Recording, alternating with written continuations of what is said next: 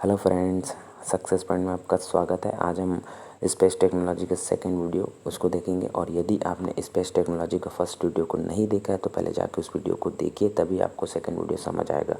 अगर आप direct second video को देखोगे तो आपको समझ नहीं आएगा, इसलिए आप सबसे पहले वीडियो को देखिए, उसके बाद सेकंड वीडियो को देखिए, तब आपको समझ आएगा। और ये आपके CGPSC प्रीलिम्स और मेंस दोनों के लिए इम्पॉर्टेंट है। 1 से 2 क्वेश्चन हर साल इससे आता है, आप क्वेश्चन पेपर उठा के देख लीजिएगा। तो चलिए स्टार्ट करते हैं।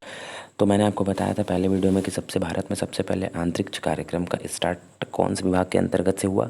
वो है आपका परमाणु ऊर्जा विभाग के अंतर्गत से हुआ। फिर उसके बाद क्या होता है कि 1972 में एक सेपरेट विभाग का गठन किया गया, ठीक है, जिसका नाम होता है आपका अंतरिक्ष विभाग। अब भारत का जो अंतरिक्ष कार्यक्रम है, अब ये 1972 के बाद से और अभी वर्तमान तक ये कौन किसके अंदर काम करता है, ये अंतरिक्ष विभाग के अंतर्गत क्या करता है, काम करता है। तो अगर आपसे पूछा जाए कि सबसे पहले भारत का अंतरिक्ष कार्यक्रम कौन से विभाग के अंतर्गत काम करता था, तो इसका राइट आंसर हो जाएगा आपका परमाणु ऊर्जा विभाग, ठीक है। और यदि अगर वर्तमान समय में पूछा जाएगा कि भारत में वर्तमान समय में भारत का परमाणु मतलब अंतरिक्ष कार्यक्रम कौन से विभाग के अंतर्गत काम करता है, तो ये आपका हो जाएगा अंतरिक्ष विभाग। इस अंतरिक्ष विभाग का गठन कब किया गया था, 1972 में। इसको आपको याद रखना है, मोस्ट इंपॉर्टेंट क्वेश्चन है, ठीक है। मोस्ट इंपॉर्टेंट क्वेश्चन है आपको, अंतरिक्ष विभाग का गठन कब किया गया था, आपका 1972 में किया गया था। अब कुछ सैटेलाइट है जो भारत की तरफ भेजा गया था, ठीक है, उसको देखते हैं। जैसे कि सबसे पहला है आपका आर्यभट्ट। सबसे पहला सैटेलाइट क्या है आपका, आर्यभट्ट। कब भेजा गया था आपका, 19 अप्रैल 1975 में। तो आपको इसका डेट भी याद रखना है, कब भेजा गया था, 19 अप्रैल 1975 में भेजा गया था। भारत का प्रथम क्या है आपका, कृत्रिम उपग्रह है। तो भारत का प्रथम कृत्रिम उपग्रह आपसे पूछा जाएगा तब क्या बताओगे, आर्यभट्ट। इसको कहाँ से मतलब कहाँ से इसको भेजा गया था या लॉन्च किया गया था, इसको भारत से लॉन्च नहीं किया गया था, इसको लॉन्च किया गया था आपका फ्रेंच गुयाना। और फ्रेंच गुयाना में क्या है आपका, कौरू प्रक्षेपण केंद्र। तो कौरू प्रक्षेपण केंद्र से ये आर्यभट्ट जो है उपग्रह, उसको भेजा गया था। तो कहाँ से भेजा गया था, कौरू प्रक्षेपण केंद्र। और कौरू प्रक्षेपण केंद्र कहाँ पे आपका, फ्रेंच गुयाना पे है, ठीक है। और आपको देखना है, आपको यहाँ पे लॉन्च व्हीकल क्या था, मतलब व्हीकल मतलब होता है आपका, मतलब कौन से व्हीकल के द्वारा इस सैटेलाइट को रखकर भेजा गया था। तो लॉन्च व्हीकल है आपका कॉस्मोस 3M। लॉन्च व्हीकल का नाम क्या है आपका, कॉस्मोस 3M, जो कि कहाँ का है, रशिया का है। ये जो लॉन्च व्हीकल है कॉस्मोस 3M इसका नाम है। और ये लॉन्च व्हीकल कहाँ का है, रशिया का है। तो भारत का प्रथम कृत्रिम उपग्रह कौन सा आपका, आर्यभट्ट। कब भेजा गया था आपका, 19 अप्रैल 1975 को भेजा गया था। कहाँ से भेजा गया था आपका, कौरू प्रक्षेपण केंद्र, फ्रेंच गुयाना से भेजा गया था, ठीक है। आगे देखते हैं, एप्पल, ठीक है। सेकंड सैटेलाइट है आपका भारत का एप्पल। एप्पल का फुल फॉर्म होता है एड्रीन पैसेंजर पेलोड एक्सपेरिमेंट। आपको फुल फॉर्म इसको याद रखना है, एड्रीन पैसेंजर पेलोड एक्सपेरिमेंट, ठीक है। इसको कहाँ से लॉन्च किया गया था, इसको भी लॉन्च किया गया था आपका फ्रेंच गुयाना के कौरू प्रक्षेपण केंद्र। तो आर्यभट्ट को भी कहाँ से लॉन्च किया गया था आपका, फ्रेंच गुयाना के कौरू प्रक्षेपण केंद्र से लॉन्च किया गया था। और एप्पल जिसका फुल फॉर्म होता है एड्रीन पैसेंजर पेलोड एक्सपेरिमेंट, इसको भी लॉन्च किया गया था आपका कौरू प्रक्षेपण केंद्र से लॉन्च किया गया था। संचार के लिए भेजा गया पहला उपग्रह, मोस्ट इंपॉर्टेंट क्वेश्चन, संचार के लिए भेजा गया पहला उपग्रह कौन सा है आपका, संचार के लिए भेजा गया पहला उपग्रह आपका एप्पल ही है। और भूस्थैतिक कक्षा में स्थापित प्रथम उपग्रह है। मैंने आपको पहले वीडियो में बताया था कि जितने भी संचार के उपग्रह भेजा जाता है वो हमेशा भूस्थैतिक या भूतुल्यकालिक कक्षा में ही भेजा जाता है। अब ये क्यों भेजा जाता है, क्यों कैसे भेजा जाता है, इसलिए मैंने आपको बोला कि आप पहले वीडियो को जाके देखिए, तभी आपको सेकंड वीडियो समझ आएगा। मैंने पहले वीडियो में अच्छी तरीके से बताया है, ठीक है। तो भारत का प्रथम संचार उपग्रह कौन सा है आपका, यही एप्पल है। कौन से कक्षा में इसको स्थापित किया गया था, भू स्थिर कक्षा में स्थापित किया गया था। क्यों स्थापित किया गया था, क्योंकि मैंने आपको बताया था कि संचार उपग्रह को हमेशा भू स्थिर कक्षा में ही स्थापित किया जाता है, ठीक है। आगे बढ़ते हैं, थर्ड सैटेलाइट है आपका भास्कर फर्स्ट, ठीक है। तो इसको भास्कर फर्स्ट को कब भेजा गया था, 1979 को। भारत का प्रथम स्वदेशी प्रायोगिक रिमोट सेंसिंग उपग्रह है। तो भारत का प्रथम स्वदेशी प्रायोगिक रिमोट सेंसिंग उपग्रह कौन सा आपका, भास्कर 1। कब भेजा गया था आपका, 1979 में। तो आर्यभट्ट को कब भेजा गया था, 19 अप्रैल 1975 को भेजा गया था। उसके बाद आपका सेकंड क्या था, आपका एप्पल था। एप्पल का कोई लॉन्च डेट तो मेरे को मिला नहीं, ठीक है, अगर मिलता तो मैं आपको बताता हूँ, ठीक है। उसके बाद थर्ड है आपका भास्कर 1, जो कि भेजा गया था आपका 1979 में भेजा गया था। जो कि भास्कर का क्या है आपका, प्रथम स्वदेशी प्रायोगिक रिमोट सेंसिंग उपग्रह है। अगर आपसे पूछा जाएगा कि प्रथम स्वदेशी प्रायोगिक रिमोट सेंसिंग उपग्रह कौन सा है, तो आपका नाम बताना है, आपका भास्कर 1 बताना है। फोर्थ नंबर का सैटेलाइट है आपका रोहिणी RS1। रोहिणी RS1 कौन से ईयर को भेजा गया था, तो इसका ईयर है आपका 1980, 1980।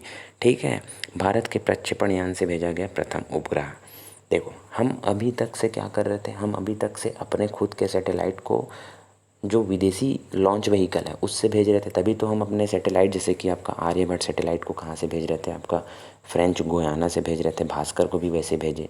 ठीक है, अब हमारी बारी आती है कि हमारा खुद का व्हीकल, ठीक है, खुद का व्हीकल बनाया गया और खुद के व्हीकल से भेजा गया प्रथम सैटेलाइट है आपका क्या, रोहिणी RS-1। तो भारत द्वारा निर्मित खुद के व्हीकल से भेजा गया प्रथम सैटेलाइट क्या कहलाएगा, इसका आंसर होगा आपका रोहिणी RS-1।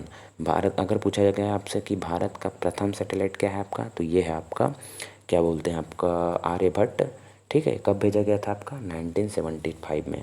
अगर आपसे पूछा गया कि भारत का प्रथम संचार उपग्रह कौन सा है, तो इसका आंसर है आपका एप्पल। ठीक है, अब रोहिणी रोहिणी RS-1 का खासियत क्या है आपका, इसका है कि भारत के खुद के मतलब खुद के लॉन्च व्हीकल से भेजा गया आपका क्या है, आपका ये सैटेलाइट है। ठीक है, उसके बाद है आपका कौन सा लॉन्च व्हीकल था, ये था आपका SLV-3, जिसका फुल फॉर्म होता है सैटेलाइट लॉन्च व्हीकल। कौन सा लॉन्च व्हीकल था, SLV सैटेलाइट लॉन्च व्हीकल। तो आपको ये 4 सैटेलाइट का एकदम आपको मस्ट है, इंपॉर्टेंट आपको याद करना है। ठीक है, पहला क्या है, कौन सा कृत्रिम उपग्रह था पहला, उसके बाद आपका कौन सा संचार के लिए भेजा गया था उपग्रह था, उसके बाद आपका कौन सा स्वदेशी प्रायोगिक उपग्रह था, और भारत के खुद के लॉन्च व्हीकल से भेजा गया प्रथम उपग्रह कौन सा था, इसको आपको याद करना है।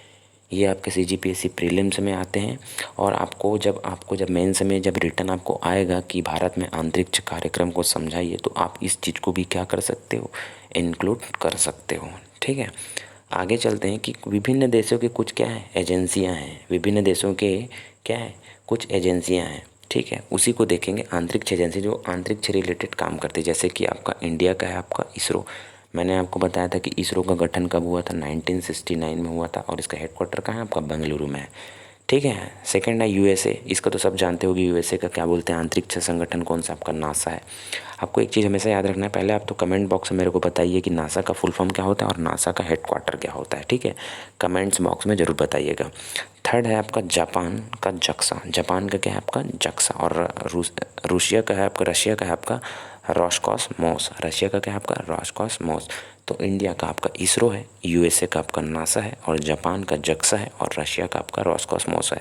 तो इस प्रकार के क्वेश्चन भी आपके क्या बोलते हैं GK एग्ज़ाम में डाला जाता है। ठीक है, तो इसको भी आपको ध्यान रखना है।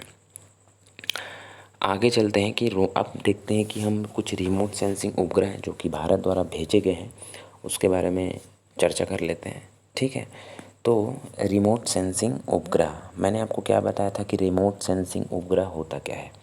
ठीक है, तो रिमोट सेंसिंग उपग्रह क्या होता है कि जैसे कि विभिन्न मतलब पृथ्वी है, पृथ्वी के विभिन्न रिसोर्सेस है, जैसे कि पृथ्वी है, पृथ्वी के मतलब कुछ कुछ जगह पे क्या है, वन है ना, मिट्टियाँ हैं, और उसके बाद जैसे कि खनिज है, ये सब चीज़ के बारे में, कहाँ पे मरुस्थल है, कहाँ पे क्या बोलते हैं नदी नाला है, ये सब चीज़ के बारे में जानकारी कौन कराता है, सैटेलाइट प्रोवाइड कराता है। ठीक है, लेकिन कौन से प्रकार का सैटेलाइट कराता है, ये आपका इसी को बोलते हैं रिमोट सेंसिंग सैटेलाइट। तो ऐसा सैटेलाइट जो पृथ्वी के विभिन्न रिसोर्सों का क्या करता है, पता लगाता है, उसको रिमोट सेंसिंग सैटेलाइट कहा जाता है।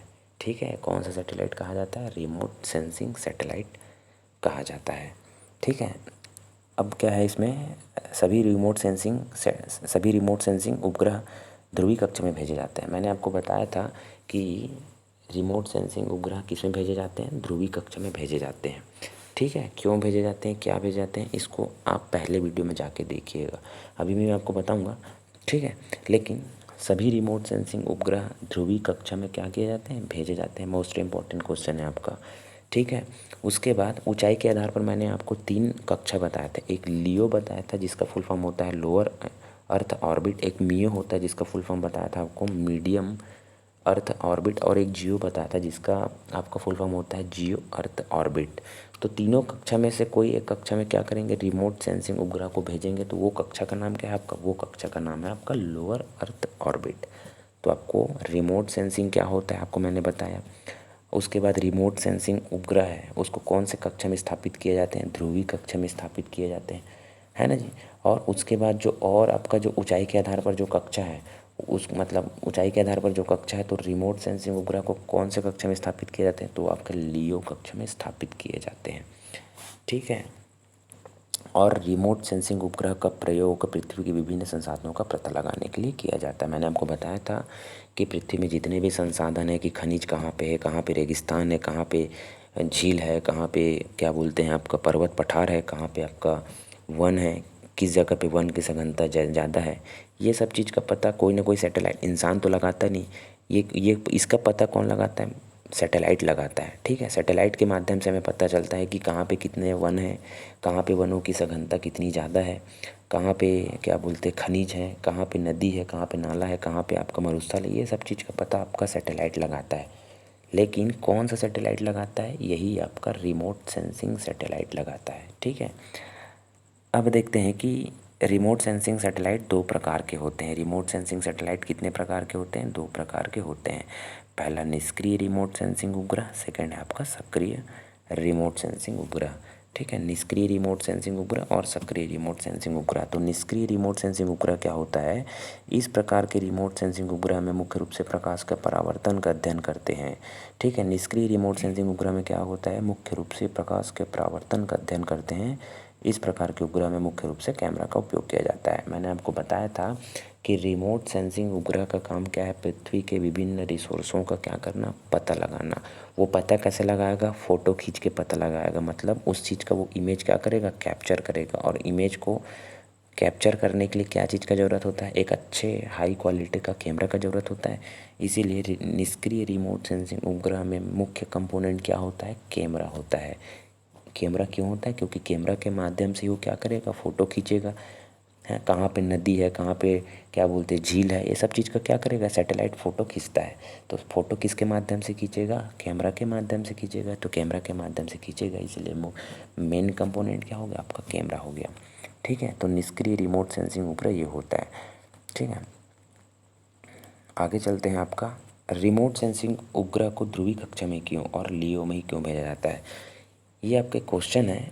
आप शायद तक अगर आप पहले वीडियो को अगर अच्छे से पढ़े होगे तो आपको पहले वीडियो में ही समझ आ गया होगा। लेकिन मैं आपको जैसे कि मेन से में क्वेश्चन आता है उसके हिसाब से आपको प्रिपरेशन करा रहा हूँ। जैसे कि क्वेश्चन आ गए कि रिमोट सेंसिंग उपग्रह है। अब रिमोट सेंसिंग उपग्रह क्या होता है आपको पता है। रिमोट सेंसिंग उपग्रह को ध्रुवीय कक्षा में ही या लियो, जो कि जिसका फुल फॉर्म होता है लोअर अर्थ ऑर्बिट में ही क्यों क्या किया जाता है, स्थापित किया जाता है, इसको आपको आंसर बताना है। ठीक है। तो मैं आपको बताता हूँ कैसे। देखो, ये पृथ्वी है, आपको दिख रहा है, एक मिनट, ये है आपका पृथ्वी। ठीक है। ये जो है आपका, एक मिनट ना, ये जो आपका है ये क्या है, आपका नॉर्थ पोल साउथ पोल। ठीक है। ये देखो पोल है, नॉर्थ पोल साउथ पोल। जब सैटेलाइट नॉर्थ पोल से साउथ पोल में क्या करता है, चक्कर लगाता है, देखो ऐसे चक्कर लगा रहा है, ये दिख रहा है आपको, ये चक्कर लगा रहा है ऐसे। जब सैटेलाइट नॉर्थ पोल से साउथ पोल की तरफ क्या करता है, चक्कर लगाता है, तो उसको क्या कहते हैं, ध्रुवीय कक्षा में क्या हो रहा है, सैटेलाइट चक्कर लगा रहा है।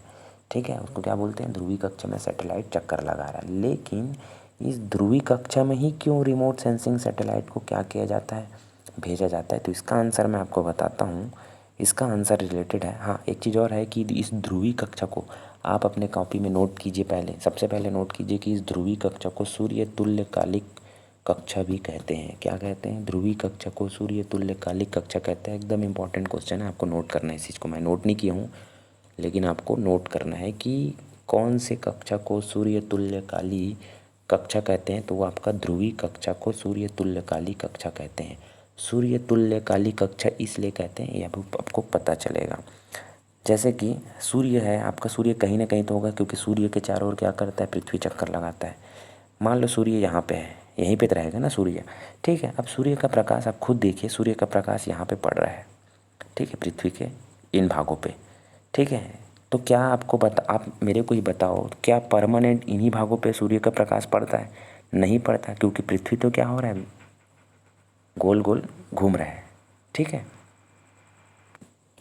आप मेरे को ये बताओ, जैसे कि ये सूर्य है, ठीक है, एक बार और मैं आपको बता देता हूँ, रुको। यहाँ पे ये सूर्य है, ठीक है। अब सूर्य का प्रकाश क्या पड़ रहा है, पृथ्वी पे पड़ रहा है। ठीक है। तो आपको मेरे को ये बताना है, मेरा आपसे ये क्वेश्चन है, तो क्या सूर्य का प्रकाश इस पृथ्वी पे इस इतने जगह पे अभी पड़ रहा है, तो क्या इसी जगह पे परमानेंट पड़ते रहेगा? नहीं पड़ेगा ना। क्यों? क्योंकि अभी इस जगह पे पड़ रहा है, धीरे धीरे पृथ्वी क्या हो रहा है, गोल गोल घूम रहा है, तो अलग अलग जगह पे क्या होता है, सूर्य का पड़ते जाता है। तभी तो हम सुनते हैं क्या, इतने वर्ल्ड में कुछ देश क्या होते हैं, कुछ जब इंडिया में क्या होती है, 3 होती है, तो कुछ देश में क्या होता है, उस समय रात होते रहता है। ठीक है, इसका पीछे कॉन्सेप्ट यही है। लेकिन एक चीज़ और है, जैसे कि ये सूर्य है और यहाँ पे देखो, ये है आपका पोल और ये है आपका पोल। पोल से देखने पर जो सूर्य का स्थिति कभी परिवर्तित नहीं हो रहा है, हमेशा समान हो रहा है। ठीक है, मतलब सूर्य का जो स्थिति है पोल से देखने पर, यहाँ से देखो आप, यहाँ से देखो आप, सूर्य की स्थिति चेंज हो रहा है, नहीं हो रहा है। लेकिन यहाँ से अगर देखोगे आप सूर्य को, तो यहाँ सूर्य की स्थिति चेंज तो नहीं हो रही, लेकिन पृथ्वी की स्थिति सूर्य के सापेक्ष चेंज हो रहा है, क्योंकि पृथ्वी गोल गोल घूम रहा है। लेकिन ध्रुव के पास ये ध्रुव है, ठीक है, ये ध्रुव है, ये वाला, और ये ध्रुव है। यहाँ पे सूर्य की स्थिति है वो क्या है, परिवर्तित नहीं हो रही है। और जब सूर्य की स्थिति परिवर्तित नहीं हो रही है, इसीलिए ध्रुवीय कक्षा, और ये वाले कक्षा को क्या बोलते हैं, ध्रुवीय कक्षा बोला जाता है। ये वाले कक्षा को ध्रुवीय कक्षा बोला जाता है। ठीक है, और चूँकि ध्रुवीय कक्षा पे सूर्य का जो स्थिति है वो क्या है, स्थिर है, समान है, इसीलिए ध्रुवीय कक्षा को सूर्य तुल्यकालिक कक्षा कहा जाता है। आपको इस चीज़ को याद रखना है कि ध्रुवीय कक्षा को सूर्य तुल्यकालिक कक्षा कहा जाता है। अब मेरा आपके क्वेश्चन है कि रिमोट सेंसिंग उपग्रह को ध्रुवीय कक्षा में ही क्यों भेजा जाता है, तो इसका आंसर ये है कि देखो ध्रुवीय कक्षा में ये है आपका, ठीक है, और यहाँ पे ध्रुव के पास क्या है, प्रकाश परमानेंट पड़ रहा है। अब मैंने आपको बताया था कि रिमोट सेंसिंग उपग्रह का मेन मुख्य कंपोनेंट क्या है, आपका कैमरा है। तो कैमरा यूज़ कब होगा, जब प्रकाश रहेगी तभी तो यूज़ होगा ना। तो प्रकाश, और कहाँ पे प्रकाश रहेगी, आपका ध्रुव के पास प्रकाश रहेगा, इसीलिए ध्रुवीय कक्षा में भेजा जाता है। सेकंड है आपका कि रिमोट सेंसिंग उपग्रह को लियो, एक कक्षा है ऊंचाई के आधार पर, लियो में ही क्यों भेजा जाता है। तो मैंने आपको बताया था कि ऊंचाई के आधार पर 3 कक्षा होते हैं। सबसे पहला है आपका लियो, जिसका पृथ्वी से ऊंचाई लगभग कितना है, 600 से 1600, मतलब 1600 किलोमीटर। सेकंड है आपका मियो, जिसका 10,000 से 20,000 किलोमीटर। और थर्ड है आपका जियो, जिसका है आपका 36,000 किलोमीटर। तो मैं आपको क्या बताया था कि रिमोट सेंसिंग सैटेलाइट है, रिमोट सेंसिंग सैटेलाइट जितना पृथ्वी के पास रहेगा उतना ही तो अच्छी तरीके से पृथ्वी का क्या करेगा, चित्र खींचेगा, इमेज बनाएगा, इमेज खींचेगा। ठीक है, तो हमको क्या करना है, रिमोट सेंसिंग सैटेलाइट को पृथ्वी के पास में क्या करना है, रखना है। तो पृथ्वी के पास वाला कक्षा क्या हो गया, पृथ्वी के पास वाला कक्षा लियो है, इसीलिए रिमोट सेंसिंग सैटेलाइट को लियो कक्षा में क्या किया जाता है, स्थापित किया जाता है। लियो का फुल फॉर्म होता है आपका लोअर अर्थ ऑर्बिट, तो आपको ये समझ आना चाहिए। ठीक है, और ये क्वेश्चन कभी भी आ सकता है, आप इसको ध्यान रखिएगा। कौन सा, कि रिमोट सेंसिंग उपग्रह को कौन से कक्षा में भेजा जाता है, आपका ध्रुवीय कक्षा में भेजा जाता है। अगर आपसे क्वेश्चन आ गया कि रिमोट सेंसिंग उपग्रह को कौन से कक्षा में भेजा जाता है ऊंचाई के आधार पर, तो आपका लियो हो गया। ठीक है, और कौन से कक्षा को सूर्य तुल्यकालिक कक्षा कहा जाता है, एकदम इम्पॉर्टेंट क्वेश्चन ये है आपका, ध्रुवीय कक्षा। ठीक है, आगे बढ़ते हैं। सक्रिय रिमोट सेंसिंग उपग्रह, आपको ये दो प्रकार के रिमोट सेंसिंग उपग्रह बताया था, एक सक्रिय और एक निष्क्रिय और एक सक्रिय। सक्रिय क्या होता है, इस प्रकार के रिमोट सेंसिंग उपग्रह माइक्रोवेव कैमरा का उपयोग किया जाता है। क्या होता है, सॉरी, निष्क्रिय में क्या होता था, मुख्य कंपोनेंट क्या था, कैमरा था। सक्रिय में भी मुख्य कंपोनेंट क्या है, कैमरा है, लेकिन इसमें कौन सा कैमरा यूज़ किया जाता है, माइक्रोवेव कैमरा यूज़ किया जाता है, जो कि हाई डेफिनेशन में क्या करता है, एकदम हाई डेफिनेशन में इमेज लेता है। ठीक है, एक मतलब सक्रिय रिमोट सेंसिंग उपग्रह सिर्फ दो ऐसे उपग्रह हैं, सिर्फ 2 उपग्रह हैं जो कि भारत द्वारा भेजा गया सक्रिय रिमोट सेंसिंग उपग्रह है। ये आपका रिसेट 1 और रिसेट 2। कौन सा, रिसेट 1 और रिसेट 2, आपको याद रखना है इसको। मतलब सिर्फ 2 ही सैटेलाइट ऐसे हैं जो कि सक्रिय रिमोट सेंसिंग उपग्रह के उदाहरण हैं, जो कि रिसेट 1 और रिसेट 2। ठीक है, कुछ रिमोट सेंसिंग उपग्रह, आपसे ये वहीं से क्वेश्चन आता है। ठीक है, आप पीएससी पेपर का जो प्री का पेपर है आप उसको निकाल के देखिए, है ना, क्वेश्चन यहीं से आता है। और 1-2 बार मेरे हिसाब से, मेरे को याद तो नहीं है, लेकिन 1-2 बार यहाँ से क्वेश्चन आया हुआ है। ठीक है, कुछ रिमोट सेंसिंग उपग्रह, ठीक है। तो इसका है आपका पहला है आपका कार्टोसैट। इसका है आपका महान चित्रों के अध्ययन के लिए भेजा गया पहला रिमोट सेंसिंग उपग्रह है। ये आपका महान नहीं है, ये आपका क्या बोलते हैं आपका पृथ्वी का जो मैप रहता है, पृथ्वी के मैप, जैसे कि हमारा भारत देश का किस प्रकार का दिखता है, चाइना किस प्रकार का दिखता है ना, यूएसए का किस प्रकार दिखता है मैप में, ये सभी प्रकार का जो चित्र का अध्ययन के लिए भेजा गया आपका उपग्रह है आपका कार्टोसैट। ये महान नहीं है आपका, ठीक है। सेकंड आपका ओशन सेट। ओशन से समझ आ रहा है, ओशन इसको इंग्लिश में बोले तो ओशन, ओशन का मतलब होता है आपका समुद्र। तो समुद्र का चित्रण और सर्वेक्षण, तो समुद्र में भी बहुत सारे खनिज पाए जाते हैं और जीव जंतु पाए जाते हैं और बहुत सारे उसमें क्या बोलते हैं पाए जाते हैं। तो ये सभी चीज़ का क्या करने के लिए, अध्ययन करने के लिए कौन सा उपग्रह भेजा गया, ओशन सेट भेजा गया, ठीक है। थर्ड है आपका रिसोर्स सेट, ठीक है। रिसोर्स सेट मतलब होता है पृथ्वी के विभिन्न रिसोर्स का पता लगाना, जैसे जल स्रोत, भूमि, जल, मिट्टी इत्यादि। रिसोर्स सेट का क्या है आपका, रिसोर्स सेट को क्यों भेजा गया था, पृथ्वी के विभिन्न रिसोर्सेज का पता लगाने के लिए, जैसे कि कहाँ पे आपका भूमिगत पानी की मात्रा ज़्यादा है, ठीक है। उसके बाद मिट्टी, जहाँ पे मिट्टी पाया जाता है तो कौन कौन से जगह पे मिट्टी पाया जाता है। जैसे कि हम लोग जब छत्तीसगढ़ का जियोग्राफी पढ़ेंगे तो हम पढ़ते हैं कि नहीं पढ़ते हैं कि कवर्धा में काली मिट्टी पाई जाती है, दंतेवाड़ा तरफ अलग मिट्टी पाई जाती है, छत्तीसगढ़ के मैदान में अलग मिट्टी पाई जाती है। तो ये सब चीज़ पता कौन करता है, ये सब चीज़ पता आदमी मतलब इंसान थोड़ी ना पता लगा के करता है, ये सब पता करता है आपका सैटेलाइट। सैटेलाइट बताता है, ठीक है। सैटेलाइट क्या करता है, अध्ययन करता है, अध्ययन करने के बाद बताता है कि हाँ कवर्धा में क्या मिट्टी पाई जाती है, काली मिट्टी पाई जाती है। उसके नीचे तरफ जाओगे दंतेवाड़ा तरफ तो क्या मिट्टी पाई जाती है, लाल मिट्टी पाई जाती है ना। उसके बाद छत्तीसगढ़ का जो बीच का मैदान है उसमें क्या बोलते हैं आपका लाल पीली मिट्टी पाई जाती है। तो ये हो गया ऐसे। तो ये सब चीज़ पता कौन लगाता है, आपका रिसोर्स सेट लगाता है, ठीक है। अब आपको समझ आ रहा है कि रिमोट सेंसिंग सैटेलाइट क्या होता है। रिमोट सेंसिंग सैटेलाइट क्या होता है, वही होता है आपका कि पृथ्वी के पता लगाता है, मतलब पृथ्वी के विभिन्न रिसोर्स हैं उसको पता लगाने के लिए रिमोट सेंसिंग सैटेलाइट का प्रयोग किया जाता है। आपको ये याद रखना है, ठीक है। आपको हर एक चीज़ याद रखना है आपको, क्योंकि कभी भी क्वेश्चन में आ सकते हैं और 1 से 2 क्वेश्चन आपका फिक्स है। हम लोग क्या करते हैं, हम लोग इतिहास हो गया, संविधान हो गया, मैथ्स हो गया, रीजनिंग, ये सब चीज़ को पढ़ के चले जाते हैं पीएससी प्री में या फिर और जो भी एग्ज़ाम है। और हम जो ये जो सब्जेक्ट रहता है जैसे कि कंप्यूटर हो गए, साइंस एंड टेक्नोलॉजी हो गई, ये सब चीज़ सब्जेक्ट को नहीं पढ़ते, है ना। और यही सब्जेक्ट का जो 1 क्वेश्चन या 2 क्वेश्चन रहता है जो कि लोग नहीं पढ़ते, बहुत कम लोग पढ़ते हैं, और यही जब आपसे बनेगा तो आप सबसे ज़्यादा सिलेक्शन होने का चांसेस आपकी बनेगी। इसीलिए मैं अभी छत्तीसगढ़ का इतिहास हो गया, जियोग्राफी हो गया, संविधान हो गया, इसको इसलिए नहीं पढ़ा रहा हूँ क्योंकि मैं अभी आपको ऐसे टॉपिक से आपको अभी पढ़ाऊँगा जो टॉपिक बहुत ही कम मिलते हैं, चाहे यूट्यूब से हो चाहे आपको किसी भी बुक में हो। इसीलिए मैं आपको पहले इसी टॉपिक को कवर करा रहा हूँ, ठीक है। अब आगे देखते हैं कुछ रिमोट सेंसिंग उपग्रह की। पहला रिमोट सेंसिंग उपग्रह कौन है, IRS-1A। तो आपको याद क्या करना है, पहला रिमोट सेंसिंग उपग्रह कौन है आपका, IRS-1A। कब भेजा गया था, 1988 में भेजा गया था। कौन से लॉन्चिंग व्हीकल से भेजा गया था, वोस्टॉक यान से। ये वोस्टॉक यान कहाँ का है आपका, ये भी रशिया का है, ठीक है। स्वदेशी यान से भेजा गया भारत का पहला रिमोट सेंसिंग उपग्रह आपका IRS-D। दोनों में फ़र्क यही है कि रिमोट सेंसिंग जो उपग्रह है वो हमारा ही है, लेकिन जो IRS-1 रिमोट सेंसिंग उपग्रह था उसको हमारे लॉन्च व्हीकल के द्वारा नहीं भेजा गया था, उसको रशिया के लॉन्च व्हीकल द्वारा भेजा गया था। लेकिन ये जो IRS-1 है सबसे पहला उपग्रह था, मतलब सबसे पहला रिमोट सेंसिंग उपग्रह था, इसीलिए सबसे पहला रिमोट सेंसिंग उपग्रह कौन है आपका, IRS-1। लेकिन स्वदेशी यान से भेजा गया पहला रिमोट सेंसिंग उपग्रह, मतलब जो लॉन्च व्हीकल है जिसके माध्यम से मतलब सैटेलाइट को क्या किया जाता है, रख कर भेजा जाता है, तो वो है आपका स्वदेशी यान से भेजा गया पहला रिमोट सेंसिंग उपग्रह कौन है, IRS-1D।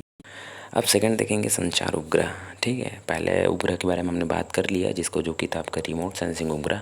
अब सेकंड है आपका संचार उपग्रह। संचार उपग्रह को देखते हैं कि इसे भूस्थैतिक कक्षा में स्थापित किया जाता है। अगेन मैंने आपको क्या बताया था पहले वाले वीडियो में कि संचार उपग्रह को भूस्थैतिक कक्षा में ही क्यों स्थापित किया जाता है। इसको जियो कक्षा, एक ऊंचाई के आधार पर कक्षा होता है जिसको बोलते हैं जियो कक्षा, ठीक है, जिसका जियो का फुल फॉर्म होता है जियो अर्थ ऑर्बिट, ठीक है। तो इसको जियो कक्षा में ही क्यों भेजा जाता है, ये आपका है। तो ये सब चीज़ को आपको जानने के लिए आपको पहला वीडियो देखना पड़ेगा, ठीक है। तो संचार उपग्रह को भूस्थैतिक कक्षा में क्या किया जाता है, स्थापित किया जाता है। इस प्रकार के उपग्रह को जियो कक्षा में स्थापित किया जाता है। संचार उपग्रह में मुख्यतः क्या होते हैं, ट्रांसपोंडर का उपयोग किया जाता है और मौसम संबंधी जानकारी प्राप्त करने के लिए भूस्तरीय कक्षा में उपग्रह भेजे जाते हैं। तो पहली बात ये है कि संचार, हमने क्या देखा था जब हम रिमोट सेंसिंग उपग्रह पढ़े थे, तो रिमोट सेंसिंग उपग्रह में क्या यूज़ किया जाता था, कैमरा यूज़ किया जाता था। कैमरा क्यों यूज़ किया जाता था, क्योंकि सैटेलाइट को क्या करना था, पृथ्वी का इमेज क्या करना था, खींचना था। अब किसी भी चीज़ का इमेज खींचने के लिए क्या यूज़ करते हैं, कैमरा तो यूज़ करते हैं ना, इसीलिए रिमोट सेंसिंग सैटेलाइट में कैमरा का यूज़ किया जाता है। लेकिन संचार उपग्रह में किस चीज़ का यूज़ किया जाता है, संचार उपग्रह जो हम भेजते हैं उसमें मुख्य रूप से ट्रांसपोंडर का यूज़ किया जाता है। ठीक है, अब ये ट्रांसपोंडर क्या करता है, ट्रांसपोंडर उच्च आवृत्ति के सिग्नल को निम्न आवृत्ति में क्या करता है, परिवर्तित करता है। ठीक है, ट्रांसपोंडर क्या करता है, ट्रांसपोंडर उच्च आवृत्ति के सिग्नल को निम्न आवृत्ति में परिवर्तित करता है।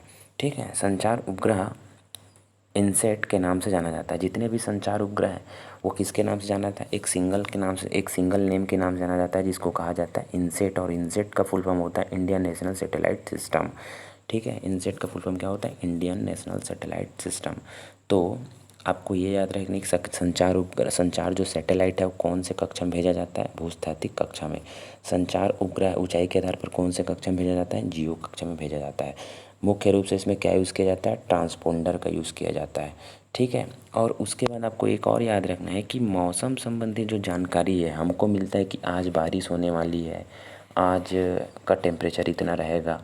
हम देखते हैं कि 2 दिन के बाद हम मौसम का जो पूर्वानुमान उसका लगा लेते हैं। तो ये सब किससे कर पाते हैं, ये भी तो सैटेलाइट के माध्यम से ही होता है ना। तो इस प्रकार के सैटेलाइट को कहाँ भेजा जाता है, इस प्रकार के भी सैटेलाइट को कहाँ भेजा जाता है, भूस्थैतिक कक्षा में ही भेजा जाता है। तो आपको 2 चीज़ याद रखना है कि एक संचार का जो सैटेलाइट है उसको भूस्थैतिक कक्षा में भेजा जाता है, और मौसम संबंधी जानकारी प्राप्त करने के लिए जो सैटेलाइट को भेजा जाता है वो भी आपका भूस्थैतिक कक्षा में भेजा जाता है। क्वेश्चन कहीं से भी आ सकता है, लेकिन आपको कंसेप्ट क्लियर रखना ज़रूरी है। ठीक है, उसका क्वेश्चन जैसे भी आ जाएगा आपसे बनेगा क्वेश्चन, लेकिन आप उसको रटोगे तो आपसे नहीं बनेगा। इसीलिए मैं आपको एग्जांपल इसलिए दे रहा हूँ ताकि आपको किसी भी चीज़ को याद करने में प्रॉब्लम ना हो। आप जितना रटोगे, आप क्या आज रटोगे, 2 दिन के बाद रटोगे, आप क्या 4 दिन के बाद उस चीज़ को भूल जाओगे। लेकिन आपके दिमाग में जब किसी भी चीज़ को आप इमेज करके पढ़ोगे तो वो परमानेंट रहेगा। जैसे कि हम किसी मूवी देखते हैं तो मूवी हमको 2 साल 3 साल पुराना भी मूवी हमको याद रखते हैं, क्योंकि हमको इमेज करके उस मूवी को दिखाया जाता है, इसलिए हम उसको देखते हैं और हमको याद रहता है। इसीलिए आपको मैं उसी तरीके से आपको पढ़ा रहा हूँ। ठीक है, आपको मैं पढ़ाने के साथ साथ क्या करा रहा हूँ, इमेजिनेशन करा रहा हूँ। इसलिए मैं आपको बीच बीच में क्या कराता हूँ, आपको कुछ वीडियो रहता है या फिर आपका क्या वो इमेज रहता है उसको बताता हूँ, ताकि आप इमेज को देख के और जो मैं कंटेंट जो बोल रहा हूँ या जो प्रोवाइड कर रहा हूँ उसको आपको रिलेट कर सको, ताकि आपको आसानी से याद हो गए। मेरा मेन मकसद यही है आपको। ठीक है, मेरा मेन मकसद आपको रटवाना नहीं है। ठीक है, तो आपको क्या याद रखना है, संचार उपग्रह कौन से कक्षा में स्थापित किए जाते हैं, भूस्थिर कक्षा में स्थापित किए जाते हैं। संचार उपग्रह कौन से कक्षा में स्थापित किए जाते हैं, ऊंचाई के आधार पर जियो में स्थापित किए जाते हैं। उसके बाद आपको याद रखना है कि मौसम संबंधी जो सैटेलाइट होता है वो भी आपके भूस्थिर कक्षा में ही स्थापित किए जाते हैं। ठीक है, आगे देखते हैं कुछ संचार उपग्रह। जिस प्रकार हमने पढ़ा था कुछ रिमोट सेंसिंग उपग्रह, उसी प्रकार कुछ संचार उपग्रह हैं। ठीक है, जिसमें सबसे पहला आता है आपका एडूसेट। एडूसेट से नाम समझ रहा है, एडू मतलब एजुकेशन से रिलेटेड, तो एडुकेट मतलब होता है, एडूसेट मतलब होता है दूरस्थ शिक्षा के लिए। आज के डेट में हम क्या है, दूर बैठे शिक्षा ग्रहण कर सकते हैं। जैसे कि आप एक चीज़ हमेशा ले लो, यूट्यूब। कोई व्यक्ति दिल्ली पे बैठा हुआ है, अपना वीडियो अपलोड करके हम उसको कहीं भी देख सकते हैं। तो ये भी एक माध्यम है एडूसेट का। तो इस एडूसेट सैटेलाइट को क्यों भेजा गया है, ताकि दूरस्थ शिक्षा को क्या कर सकें, प्रमोट कर सकें। सेकंड आपका मैट सेट, मौसम के पूर्वानुमान के लिए भेजा गया उपग्रह। मैंने आपको क्या बताया, मौसम संबंधित उपग्रह को भी कहाँ भेजा जाता है, भूस्थिर कक्षा में भेजा जाता है। और हम कौन से उपग्रह की बात कर रहे हैं, भूस्थिर कक्षा के उपग्रह की बात कर रहे हैं। तो इसीलिए जो मैट सेट है आपके, मैट सेट जो है आपका किस लिए भेजा गया था, मौसम के जो पूर्वानुमान, आज हम देखते हैं ना कि कल बारिश होने वाली है, या 3 दिन के बाद यहाँ बारिश होने वाली, या 2 दिन के बाद यहाँ पे टेम्परेचर इतना रहेगा, या कल क्या बोलते हैं आंधी तूफान आने वाली। ये सब चीज़ क्या है, ये सब चीज़ का मौसम का पूर्वानुमान है। और मौसम के ही पूर्वानुमान के लिए भेजा गया सैटेलाइट है आपका मैट सेट। ठीक है, इसका नाम अब कल क्या रख दिया गया है, कल्पना 1 रख दिया गया है।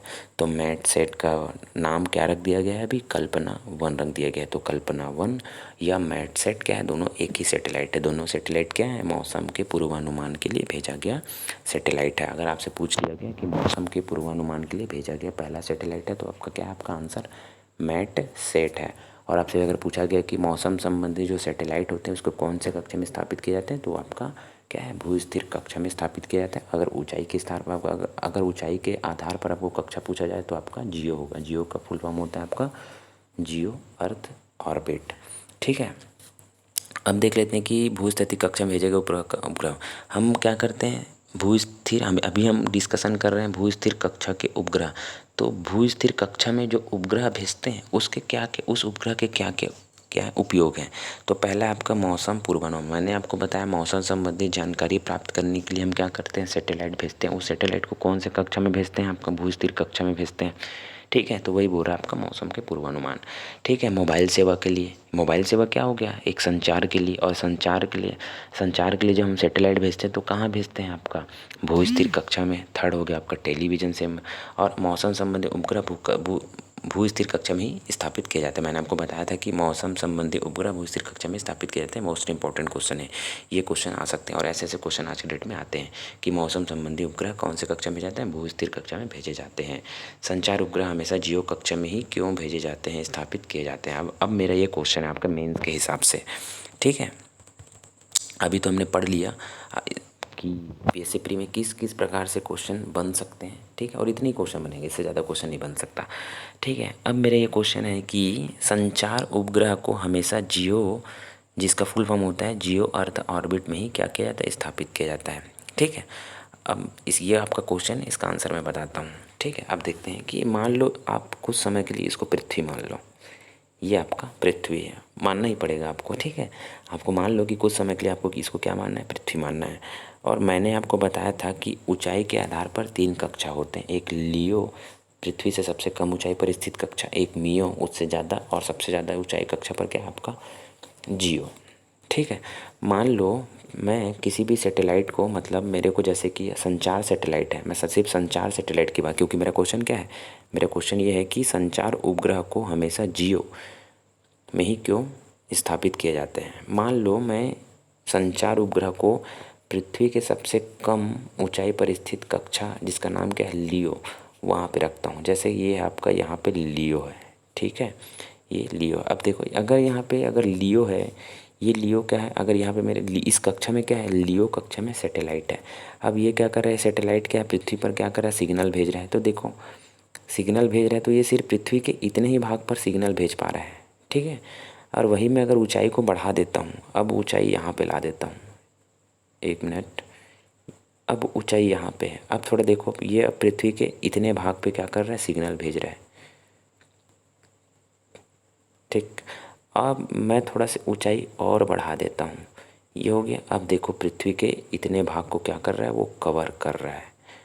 ठीक है, आपको समझ आ रहा है, पृथ्वी के इतने भाग को क्या कर रहा है, कवर कर रहा है। ठीक है, तो जैसे जैसे मैं ऊंचाई को बढ़ा रहा हूँ तो क्या हो रहा है, जो सिग्नल पृथ्वी को क्या कर रहा है, मतलब जो सैटेलाइट का जो सिग्नल है वो पृथ्वी के मैक्सिमम भागों को क्या कर रहा है, कवर कर रहा है। अगर मैं सैटेलाइट का ऊंचाई बढ़ा रहा हूँ तो सबसे ज़्यादा ऊंचाई का किस कक्षा का है, जियो कक्षा का है। इसीलिए जियो कक्षा में क्या किया जाता है, कम्युनिकेशन सैटेलाइट को स्थापित किया जाता है। अगर मैं ये आपका क्या है, लियो कक्षा है, इस कक्षा में क्या करूं, कम्युनिकेशन सैटेलाइट को स्थापित करूं तो ये पृथ्वी के बहुत कम एरिया को क्या करता है, कवर करता है, मतलब सिग्नल भेज पाता है। अगर ये आपका मियो है, अगर यहाँ पे करूँ फिर भी कम एरिया को कर रहा है। लेकिन अब यहाँ करूँ मैं ये वाले पार्ट पे, तो देखो पृथ्वी के मैक्सिमम एरिया को क्या कर रहा है, कवर कर रहा है। पूरे एरिया को कवर नहीं कर रहा है, पूरे एरिया को कभी कवर कर ही नहीं सकता। एक सिंगल सैटेलाइट पूरे पृथ्वी को कवर नहीं कर सकता। इसीलिए इसको मैं क्या बोलते, संचार सैटेलाइट को जियो कक्षा में स्थापित किया। ठीक है, अब थोड़ा से और देख लेते हैं। अब अभी मैंने क्या बोला था, एक सिंगल सैटेलाइट क्या करता है, अभी आपने देखा ही होगा, एक सिंगल सैटेलाइट पूरे पृथ्वी को कवर नहीं कर सकता। मान लो ये सैटेलाइट संचार सैटेलाइट है, ये कहाँ पे स्थित है, जियो कक्षा में स्थित है। ये देखो ये पृथ्वी के, इसका जो सिग्नल है पृथ्वी के इतने भागों को क्या कर रहा है, कवर कर रहा है, पूरे को नहीं कर रहा है। तो मैं क्या करूँगा, संचार के लिए एक और सैटेलाइट लूँगा, ये वाला, ये इधर के भागों को क्या करेगा, कवर करेगा। एक लूँगा इधर सैटेलाइट, ठीक है, जो कि इधर वाले भाग को क्या करेगा, कवर करेगा। अब देखो टोटल मैंने कितने सैटेलाइट लिए, 3 सैटेलाइट लिए। तब इससे ये कंक्लूज़न निकलता है कि संचार उपग्रह जब भी हम भेजेंगे तो संचार उपग्रह भेजने के लिए या संचार उपग्रह संचार माध्यम स्थापित करने के लिए मैक्सिमम 3 सैटेलाइट का उपयोग किया जाता है। 3 सैटेलाइट का उपयोग इसलिए किया जाता है क्योंकि एक सिंगल सैटेलाइट पूरे पृथ्वी को क्या नहीं कर सकता, कवर नहीं कर सकता। इसीलिए 3 सैटेलाइट क्या किए जाते हैं, भेजे जाते हैं संचार उपग्रह स्थापित करने। अब देखते हैं कि फुटप्रिंट क्या होता है। मतलब फुटप्रिंट का मतलब होता है कि कोई उपग्रह पृथ्वी के कितने एरिया तक क्या कर सकता है, मैक्सिमम अपने सिग्नल को भेज सकता है। तो वो हो जाएगा आपका ऊंचाई के आधार पर जियो हो जाएगा, और आपका सर्वाधिक फुटप्रिंट भूस्थितिक कक्षा में उपस्थित ग्रह का होता है। मतलब जो भी उपग्रह भूस्थिर कक्षा में होगा वो उपग्रह पृथ्वी के मैक्सिमम एरिया को क्या करेगा, कैप्चर करेगा। वही बोल रहे हैं आपका, उसी को फुटप्रिंट कहा जाता है। ठीक है। अब मेरा ये क्वेश्चन है कि मौसम उपग्रह भूस्थितिक कक्षा, मतलब मेरा पहला क्वेश्चन तो आपका हो गया। अब मेरा ये क्वेश्चन है कि मौसम संबंधित उपग्रह, मैंने बताया था आपका जो मौसम संबंधी उपग्रह होता है उसको हमेशा भूस्थिर कक्षा में ही क्या किया जाता है, स्थापित किया जाता है। तो मेरा ये क्वेश्चन है कि मौसम संबंधित उपग्रह को हमेशा भूस्थिर कक्षा में ही क्यों स्थापित किया जाता है। ठीक है, तो इसका आंसर ये है, ये आप देख रहे हो, ये जो सैटेलाइट है जो वाइट कलर का आपको दिख रहा है, ये शायद तक मैं इसको एक मिनट, ये जो वाइट कलर आपको दिख रहा है घूम रहा है, ये है आपका सैटेलाइट। और ये जो वाइट कलर का सैटेलाइट जो घूम रहा है वो कौन से कक्षा में घूम रहा है, भूस्थिर कक्षा में घूम रहा है। ठीक है। अब देखो कि क्या होता है, मैंने आपको पहले वीडियो में बताया था कि जब भी कोई उपग्रह है वो भी भूस्थिर कक्षा में उसको स्थापित करेंगे तो उसका जो परिक्रमण काल है वो पृथ्वी के परिक्रमण काल के बराबर होगा। मतलब पृथ्वी क्या करता है, एक परिक्रमा 23 घंटे 56 मिनट 4 सेकंड में पूरा करता है। उसी प्रकार अगर कोई भी उपग्रह को हम भूस्थिर कक्षा में क्या करेंगे, स्थापित करेंगे, तो वो भूस्थिर उपग्रह भी एक चक्र क्या करेगा, जो 24 घंटे 23 घंटे 56 मिनट 4 सेकंड में पूरा करेगा। कहने का मतलब ये है कि भूस्थिर उपग्रह, जब भी किसी भी उपग्रह को भूस्थिर कक्षा में हम क्या करते हैं, स्थापित करते हैं, तो पृथ्वी और उस उपग्रह का जो सापेक्ष गति होता है वो समान हो जाता है। ठीक है। कहने का मतलब ये सापेक्ष गति, कहने का मतलब ये होता है कि जैसे कि मैं बाइक चला रहा हूँ, ठीक है, और मेरे बगल में मेरा फ्रेंड क्या कर रहा है, बाइक चला रहा है उतने ही स्पीड से। मैं मान लो मेरा बाइक का स्पीड 40 है और मेरे बगल जस्ट बगल में मेरा फ्रेंड है, उसका भी क्या बाइक का स्पीड 40 है। दोनों एक समान गति से क्या कर रहे हैं, साथ साथ ट्रैवल कर रहे हैं। तो दोनों का स्पीड क्या हो गया, सापेक्ष गति क्या होगा, समान होगा। ठीक है, उसी प्रकार बोल रहे हैं। अब आपको देखने में ये पता चल रहा होगा कि ये जो उपग्रह है उसका लोकेशन पृथ्वी के एक ही भाग पर केंद्रित है। उसी प्रकार जैसे कि मेरे को मौसम संबंधी पूर्वानुमान की जानकारी प्राप्त करना है, मान लो मेरे को भारत के मौसम संबंधी पूर्वानुमान की जानकारी प्राप्त करना है, तो मैं क्या, वो सैटेलाइट हमेशा कहाँ पे होना चाहिए, भारत में होना चाहिए। होना चाहिए कि नहीं होना चाहिए, है ना। मेरे को क्या करना है, ऐसा सैटेलाइट, ऐसा मतलब ऐसे कक्षा में सैटेलाइट को भेजना है जहाँ पे वो सैटेलाइट सिर्फ फोकस किस पे रहे, भारत पे रहे। भारत पे क्यों रहे, क्योंकि मेरे को भारत का क्या करना है, मौसम संबंधी पूर्वानुमान की जानकारी प्राप्त करना है। तो मैंने आपको क्या बताया, एकमात्र भूस्थिर कक्षा है जहाँ पे सैटेलाइट और पृथ्वी का क्या है, आपका सापेक्ष गति क्या है, बराबर है। इसीलिए मौसम संबंधी जो आपका ग्रह रहते हैं उसको भूस्थिर कक्षा में क्या किए जाते हैं, स्थापित किए जाते हैं। ठीक है, तो आपको समझ आया होगा। ठीक है, तो ये क्या, ये आपको खैर मैंने आपको मेंस के टॉपिक के हिसाब से बताया है, लेकिन अगर आप कभी भी आपको क्वेश्चन आ गया कि मौसम से रिलेटेड आपका जो उपग्रह रहते हैं उसे कौन से कक्षा में स्थापित किए जाते हैं, तो ये आपका आंसर बता देना आप भूस्थिर कक्षा में। ठीक है, रिमोट सेंसिंग जो उपग्रह होता है कौन से कक्षा में स्थापित किए जाते हैं, वो आपका लियो हो जाएगा। और ऊंचाई उसमें बोलेंगे क्या बोलते हैं हम, आपका ध्रुवीय कक्षा में हो जाएगा उसका आंसर। ठीक है, तो इस प्रकार के क्वेश्चन बनते हैं इसमें। कार्टोसेट क्या होता है, एडूसेट क्या होता है, ये सब चीज़ क्वेश्चन। ठीक है, तो वीडियो आपको अच्छा लगा होगा तो कृपया लाइक कीजिए, शेयर कीजिए और सब्सक्राइब कीजिए। Thank you.